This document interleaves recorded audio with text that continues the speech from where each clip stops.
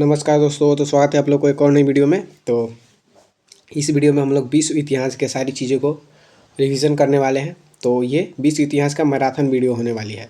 तो ये जो बुक है रेलवे समान अध्ययन एसपीटी जिसे कहा जाता है, उससे हम लोग रिवीजन करने वाले हैं। तो काफ़ी इम्पोर्टेंट पॉइंट सब दिया हुआ है जो कि एग्ज़ाम में पूछे गए हैं और पूछे जाते हैं, वही सिर्फ इसमें है। तो इन सारी चीज़ों को रिवाइज कर लेना है। और एसएससी इससे ज़्यादा कुछ नहीं पूछ सकता, ठीक। जितना इसमें दिया हुआ है तो एसएससी इसमें से ज़्यादा कुछ नहीं पूछ सकता। उसके बाद बिहार एग्ज़ाम्स के लिए भी काफ़ी इंपॉर्टेंट है। बिहार एग्ज़ाम्स जितने भी होते हैं, और रेलवे के लिए तो है ही, रेलवे का तो बुक है, ठीक।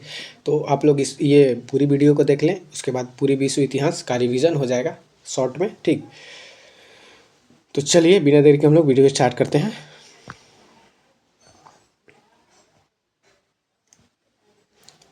सबसे पहले पुनर्जागरण का प्रारंभ हुआ था।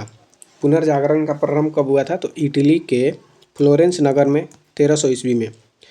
इटली के फ्लोरेंस नगर में 1300 ईस्वी में पुनर्जागरण का प्रारंभ हुआ था। पुनर्जागरण का अग्रदूत किसे कहा जाता है? दांते को, जो कि इटली के है।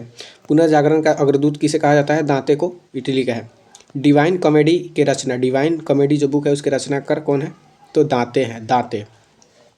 मानववाद का संस्थापक पेट्रोक, इटली। मानववाद का संस्थापक पेट्रोक, इटली। आधुनिक राजनीतिक दर्शन का जनक कहा जाता है। आधुनिक राजनीतिक दर्शन का जनक किसे कहा जाता है? तो मैकियावेली के पुस्तक द प्रिंस। मैकियावेली के पुस्तक का नाम क्या है? The Prince. और अर्थशास्त्र के जो बुक है, सॉरी, कौटिल्य के जो बुक है अर्थशास्त्र, उसी का तुलना इसी बुक से किया जाता है। द लास्ट सपर एवं मोनालिसा नामक चित्रों के रचयिता कौन है? द लास्ट सपर एवं मोनालिसा नामक चित्रों के रचयिता कौन है? तो Leonardo da Vinci, Leonardo da Vinci, Leonardo da Vinci है। उसके बाद है द लास्ट जजमेंट एवं द फॉल ऑफ मैन कृतियाँ हैं। द लास्ट जजमेंट एवं द फॉल ऑफ मैन कृतियाँ हैं। तो माइकल एंजेलो की, माइकल एंजेलो की है, माइकल एंजेलो की। राफेल मूर्तिकार एवं चित्रकार था, राफेल मूर्तिकार एवं चित्रकार था, इटली का। जो राफेल मूर्तिकार एवं चित्रकार था यह इटली का था। मैडोना, मैडोना चित्र के चित्रकार है राफेल। मैडोना चित्र के चित्रकार कौन है? राफेल। मैडोना चित्र के चित्रकार राफेल। पुनर्जागरण काल में चित्रकला का जनक माना जाता है। पुनर्जागरण काल में चित्रकला का जनक कौन माना जाता है? जियोटो, जियाटो। धर्म सुधार आंदोलन के प्रवर्तक मार्टिन लूथर की शुरुआत। धर्म सुधार आंदोलन जिसके प्रवर्तक मार्टिन लूथर हैं, इसकी शुरुआत कब हुई थी? तो 16वीं सदी में इटली में, 16वीं सदी में इटली में, 16वीं सदी इटली में, 16वीं सदी इटली में। अमेरिका गांधी कहलाए मार्टिन लूथर। अमेरिका के गांधी कौन कहलाए? तो Martin Luther. America Gandhi Martin Luther. Bible का अनुवाद जर्मन में मार्टिन लूथर। बाइबिल का अनुवाद जर्मन में किसने करवाया? तो मार्टिन लूथर। बाइबिल का अनुवाद जर्मन में Martin Luther. Romeo and Juliet कृति है, रोमियो एंड जूलियट किसकी कृति है? तो शेक्सपियर की, शेक्सपियर की। रोमियो एंड जूलियट कृति किसकी है? तो शेक्सपियर की। अमेरिका की खोज किसने की है? Christopher Columbus. अमेरिका की खोज क्रिस्टोफर कोलंबस। अमेरिका की खोज क्रिस्टोफर कोलंबस। समुद्री मार्ग से संपूर्ण विश्व के चक्कर लगाने वाला प्रथम व्यक्ति कौन था? समुद्री मार्ग से संपूर्ण विश्व का चक्कर लगाने वाला प्रथम व्यक्ति कौन था? मैगलन। मैगलन कौन था? Magellan, Magellan. अमेरिका को पूर्ण स्वतंत्रता मिली 4 जुलाई 1776 को। अमेरिका को पूर्ण स्वतंत्रता कब मिली थी? तो 4 जुलाई 1776 को, 4 जुलाई 1776, 4 जुलाई 1776। अमेरिकी स्वतंत्रता संग्राम के नायक थे, अमेरिकी स्वतंत्रता संग्राम के नायक थे जॉर्ज वाशिंगटन। जॉर्ज वाशिंगटन प्रथम अमेरिकी राष्ट्रपति, जॉर्ज वाशिंगटन प्रथम अमेरिकी राष्ट्रपति। और इन्हीं के नाम पर अमेरिका की राजधानी बनाई गई थी, वाशिंगटन डीसी।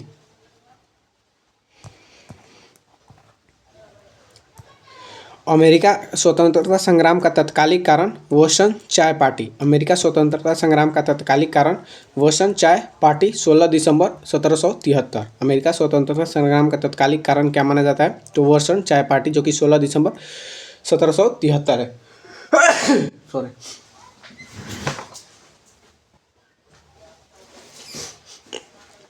बोस्टन चाय पार्टी के नायक सैमुअल एडम्स, बोस्टन चाय पार्टी के नायक सैमुअल एडम्स हैं। अमेरिका का स्वतंत्रता युद्ध समाप्त हुआ 1783 ईस्वी में पेरिस की संधि के तहत। अमेरिका का स्वतंत्रता युद्ध कब समाप्त हुआ? तो 1783 में पेरिस की संधि के तहत।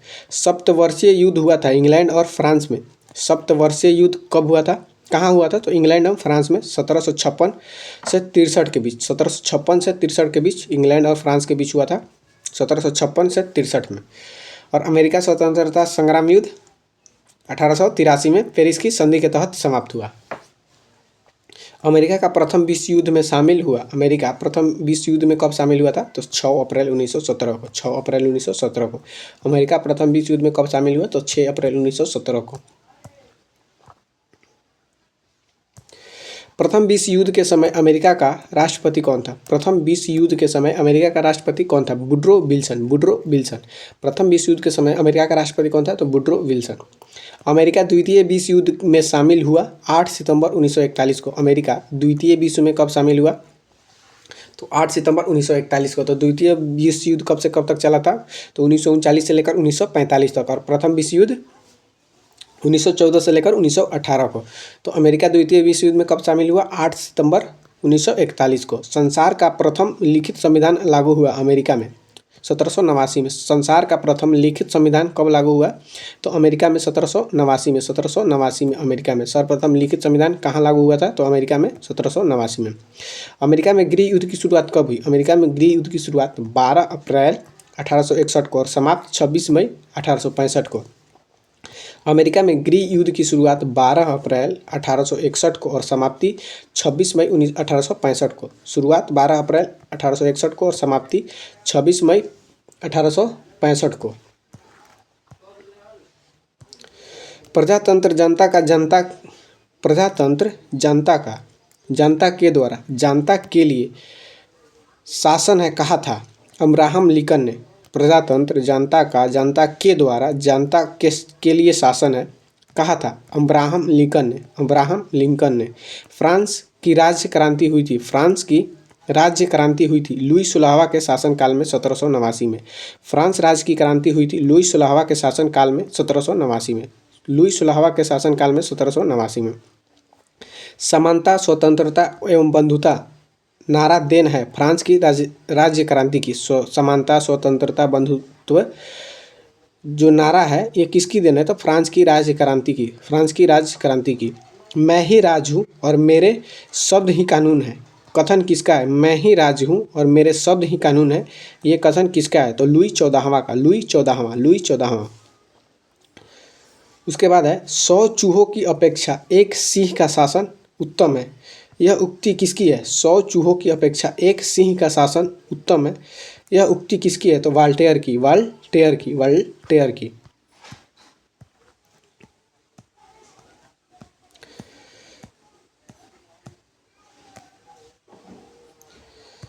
उसके बाद है कानून की आत्मा के रचनाकार हैं। कानून की आत्मा के रचनाकार कौन है? तो मॉन्टेस्क्यू। कानून की आत्मा के रचनाकार कौन है? तो मॉन्टेस्क्यू।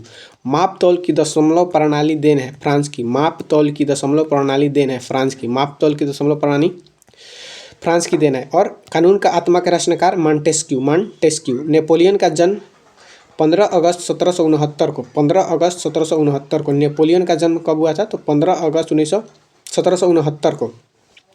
नेपोलियन फ्रांस का सम्राट बना 1804 को। नेपोलियन फ्रांस का सम्राट कब बना? 1804 को। और इसके जन्म कब हुआ था? तो 15 अगस्त 1769 को। और ये फ्रांस बनता है 1804 को। नेपोलियन के पिता का नाम कार्लो बोनापार्ट। राष्ट्रवाद का मसीहा कहलाया नेपोलियन। इंग्लैंड को बोर्नियो का देश कहा नेपोलियन। इंग्लैंड को बोर्नियो का देश किसने कहा? नेपोलियन। ट्राफलगर का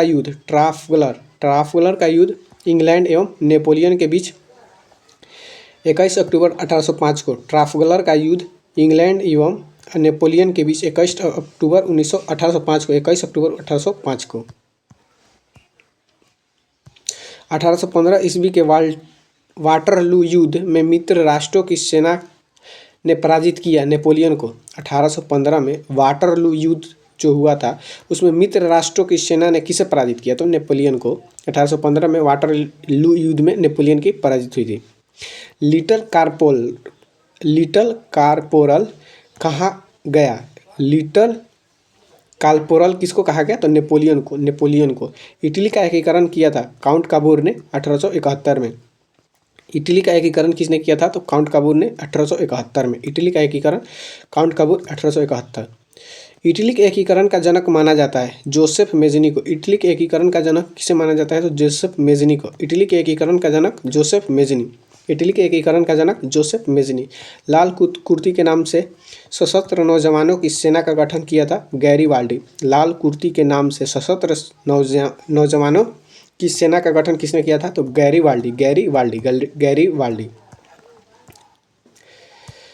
जर्मनी का एकीकरण पूर्ण हुआ 1870 ईस्वी में। जर्मनी का एकीकरण पूर्ण हुआ 1870 में और जर्मनी का एकीकरण किया था बिस्मार्क ने। जर्मनी का एकीकरण किसने किया? बिस्मार्क। जर्मनी का एकीकरण बिस्मार्क। कब हुआ? 1870। बिस्मार्क 1870। जर्मनी का चांसलर कहा जाता है बिस्मार्क को। जर्मनी का चांसलर बिस्मार्क को। जर्मनी का सबसे शक्तिशाली राज्य प्रसा। जर्मनी का सबसे शक्तिशाली राज्य प्रसा।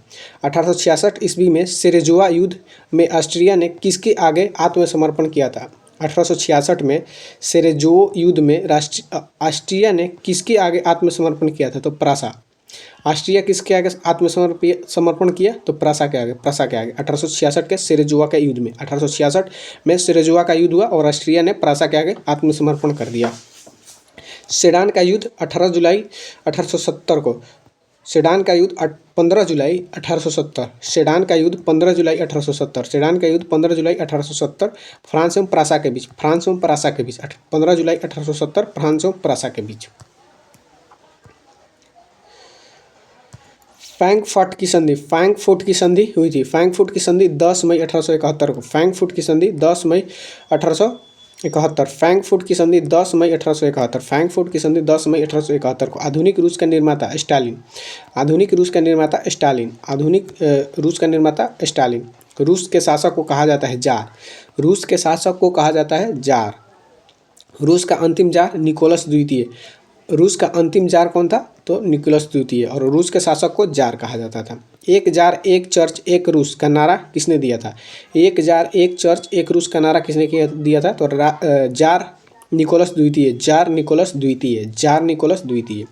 सोवियत संघ की स्थापना हुआ था 1922 में। सोवियत संघ की स्थापना कब हुआ था? तो 1922 में। सोवियत संघ 1922।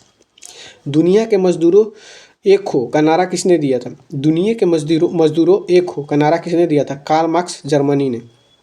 कार्ल मार्क्स ने नारा क्या दिया था? तो दुनिया के मजदूरों एक हो। दास कैपिटल की रचना कार्ल मार्क्स की। Das Capital Karl Marx. रूस में बोल्शेविक क्रांति हुई थी 1917 में। रूस में बोल्शेविक क्रांति हुई थी 1917 में। रूस में बोल्शेविक क्रांति 1917। लाल सेना को संगठित ट्रस्की ने। लाल कुर्ती के नाम से जो सेना का गठन किया था वो गैरीबाल्डी, लेकिन लाल सेना को संगठित किसने किया? ट्राटस्की। मदर की रचना की थी मैक्सिम गोर्की ने। मदर की रचना किसने की थी? मैक्सिम गोर्की ने। औद्योगिक क्रांति की शुरुआत इंग्लैंड में हुआ था। इंग्लैंड में गौरवपूर्ण क्रांति हुई थी 1688 ईस्वी में। इंग्लैंड में गौरवपूर्ण क्रांति कब हुई थी? तो 1688 ईस्वी में। इंग्लैंड में गौरवपूर्ण क्रांति 1688 ईस्वी में। गुलाबों का युद्ध इंग्लैंड में। 100 वर्षीय युद्ध हुआ था इंग्लैंड फ्रांस के बीच। 100 वर्षीय युद्ध इंग्लैंड और फ्रांस के बीच हुआ था। 100 वर्षीय युद्ध। प्रथम विश्व युद्ध की शुरुआत 1914 में और ख़त्म होता है 1918 में। प्रथम विश्व युद्ध का शुरुआत 1914। प्रथम विश्व युद्ध में भाग लिया 37 देशों ने। प्रथम विश्व युद्ध में कितने देशों ने भाग लिया था? तो 37 देशों में। तो प्रथम विश्व युद्ध में सर्वाधिक हानि किसकी हुई? जर्मनी की। प्रथम विश्व युद्ध में सर्वाधिक हानि किसकी हुई? जर्मनी की। और प्रथम विश्व युद्ध का कारण ऑस्ट्रिया के राजकुमार फर्डिनेंड को की सेरेजेवा की हत्या। प्रथम विश्व युद्ध का कारण क्या था? तो ऑस्ट्रिया के राजकुमार फर्डिनेंड की सेरेजोवा की हत्या। प्रथम विश्व युद्ध 1914 से 1918 के समय भारत का वायसराय कौन था? तो हार्डिंग द्वितीय, ठीक, हार्डिंग द्वितीय था। प्रथम विश्व युद्ध 1914 से 18 के समय अमेरिका के राष्ट्रपति कौन था? तो वुडरो विल्सन, अमेरिका के राष्ट्रपति वुडरो विल्सन और भारत का वायसराय हार्डिंग द्वितीय।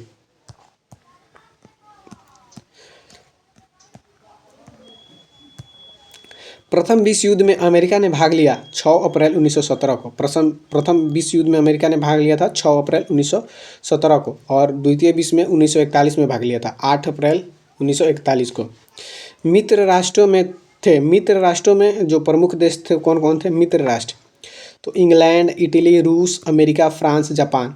इंग्लैंड, इटली, रूस, अमेरिका, फ्रांस, जापान, ये मित्र राष्ट्रों में थे। और धुरी राष्ट्र में कौन कौन थे? तो जर्मनी, तुर्की, हंगरी, ऑस्ट्रिया, जिसका नेतृत्व जर्मनी कर रहा था।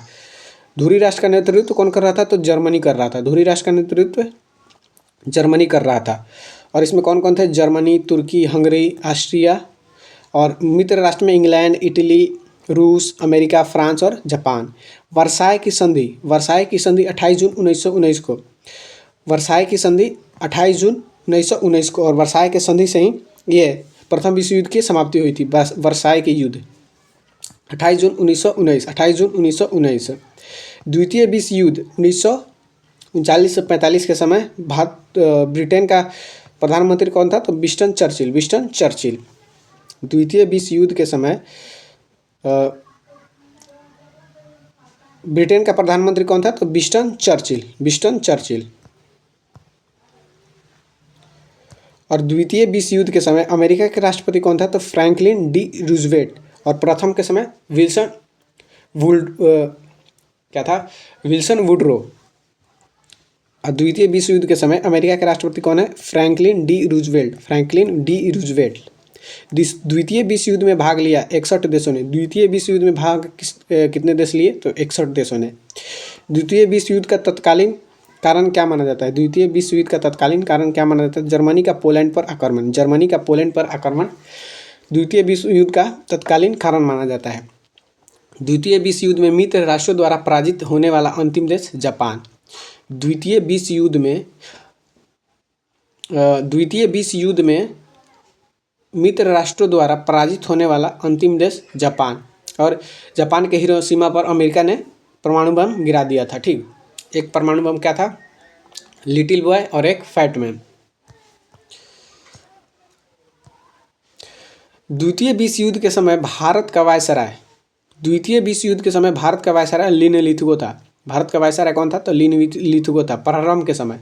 और वेवेल समाप्त होने के समय द्वितीय विश्व युद्ध समाप्त हुआ 2 सितंबर 2045 को और शुरू 1 सितंबर 1939 को।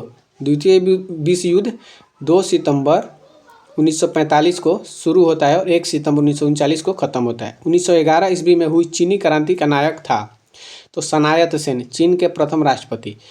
1911 में हुई चीनी क्रांति का नायक कौन था? तो सनायत सेन। यह चीन का प्रथम राष्ट्रपति था। सनायत सेन। चीन में गृह युद्ध शुरू हुआ था 1928 में। चीन में गृह युद्ध कब शुरू हुआ था? 1928 में। चीन में गृह युद्ध 1928 में। खुले द्वार की नीति अपनाई चीन ने। खुले द्वार की नीति किसने अपनाई थी? तो चीन ने। खुले द्वार की नीति चीन ने। खुले द्वार की नीति का प्रतिपादक जॉन है। खुले द्वार की नीति का प्रतिपादक जॉन है। चीन की विशाल दीवार का निर्माता शी होंगचिन। चीन का जो विशाल दीवार है उसका निर्माता कौन है? शी होंगटी। चीन द्वारा भारत पर आक्रमण 1962 को। चीन द्वारा भारत पर आक्रमण कब होता है? तो 1962 को। एशिया का मरीज कहा गया चीन को। एशिया का मरीज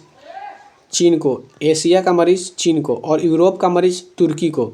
एशिया का मरीज चीन, यूरोप का मरीज तुर्की। एशिया का चीन मरीज और यूरोप का मरीज तुर्की। आधुनिक तुर्की का निर्माता मुस्तफ़ा कमाल पाशा। उपनाम अतातुर्क तुर्की का पिता, अतातुर्क तुर्की का पिता। लोजान की संधि हुई थी, लोजान की संधि हुई थी टर्की और मित्र राष्ट्रों के बीच। लोजान की संधि हुई थी टर्की और मित्र राष्ट्रों के बीच 1923 ईस्वी में, 1923 ईस्वी में। फॉसिज्म इटली का जन्मदाता मुसोलिनी। फासिज्म जो कि इटली का है, जन्मदाता किसे माना जाता है? तो मुसोलिन का। हिटलर का जन्म 20 अप्रैल 1879, 20 अप्रैल 1879 नहीं, सॉरी 89 है। हिटलर का जन्म 20 अप्रैल 1889 को। हिटलर ने आत्महत्या की 30 अप्रैल 1945 को। हिटलर का जन्म कब होता है? 1889 को, 20 अप्रैल, और 30 अप्रैल 1945 को यह आत्महत्या कर लेता है। फ्यूहरर कहा जाता है एडोल्फ हिटलर को। फ्यूहरर कहा जाता है एडोल्फ हिटलर को। मेरा संघर्ष आत्मकथा है हिटलर की। मेरा संघर्ष आत्मकथा है हिटलर की। एक राष्ट्र एक नेता का नारा हिटलर ने। एक राष्ट्र एक नेता का नारा किसने दिया था? हिटलर ने। एक राष्ट्र एक नेता का नारा हिटलर ने। पीत आतंक कहा जाता है जापान को। पीत आतंक जापान को। जापान की नाट्य शैली काबुकी। जापान की नाट्य शैली काबुकी है। जापान की नाट्य शैली काबुकी।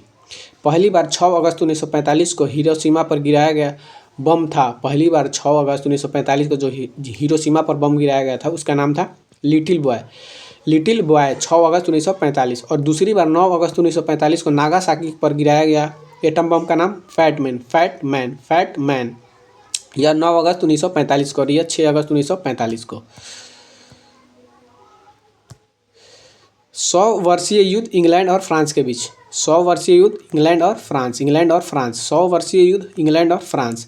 बर्मा स्वतंत्र हुआ 4 जनवरी 1948 को। बर्मा जिसे कि म्यांमार कहा जाता है, बर्मा स्वतंत्र हुआ 4 जनवरी 1948 को। 4 जनवरी 1948। पाब्लो पिकासो एक चित्रकार था स्पेन का। पाब्लो पिकासो एक चित्रकार था स्पेन का। पाब्लो पिकासो एक चित्रकार था स्पेन का।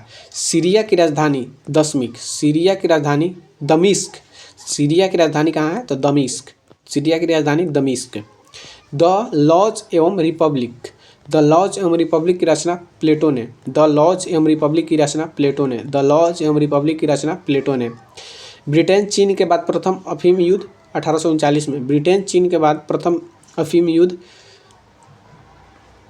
ब्रिटेन और चीन के बीच प्रथम विश्व युद्ध क्या कब हुआ था? तो 1839 में। अफीम युद्ध 1839। अफीम युद्ध 1839।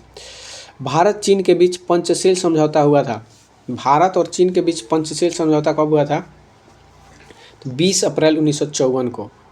पंचशील समझौता कब हुआ था? तो 20 अप्रैल 1954 को। 20 अप्रैल 1954।